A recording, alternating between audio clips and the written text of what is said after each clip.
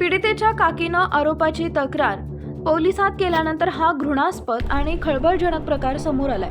भंडारा जिल्ह्यातील साकोली तालुक्यातील एका गावात ही धक्कादायक घटना घडली आहे। पीडितेच्या काकीच्या तक्रारीवरून साकोली पोलिसांनी पीडितेच्या आई वडील आणि अन्य महिलेसह एकूण 6 जणांना अटक केली आहे, तर एक आरोपी फरार असल्याची माहिती पोलिसांनी दिली। पीडिता ही इयत्ता 12वीत शिक्षण घेत आहे। या प्रकारामुळे भंडारा जिल्ह्यात मोठी खळबळ उडाली आहे। पीडिता ही साकोली येथील एका महाविद्यालयात इयत्ता 12वी मध्ये शिक्षण घेत आहे।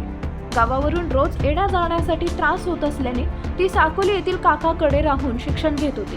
मात्र कालांतराने पीडितेच्या वडिलांनी तिला गावाला नेले। बऱ्याच दिवसापासून पीडितेसोबत बोलणं झालं नसल्याने काकाने 14 डिसेंबरला फोन करून तिच्या प्रकृतीची आणि कुटुंबियांची चौकशी केली। यावेळी पीडितेने घडलेला संपूर्ण प्रकार कथन केला। या प्रकरणी काकूने पुढाकार घेत पीडितेला साकोली पोलीस ठाण्यात आणले आणि त्याची तक्रार नोंदवली। पैशासाठी पोटच्या मुलीला आई वडिलांनीच ओळखीतल्या काही इसमांसोबत शारीरिक संबंध प्रस्थापित करण्यासाठी बळजबरी केली। हा प्रकार वाढत गेला। महिनाभरामध्ये तिच्यावर कधी एकांतात तर कधी सामूहिकरित्या अत्याचार करण्यात आले। कधी पीडितच्या गावातील घरीच आई वडिलांना समक्ष, तर कधी साकोली, तर कधी वेगवेगळ्या ठिकाणी नेऊन पीडितेवर मारहाण करत अत्याचार करण्यात आले।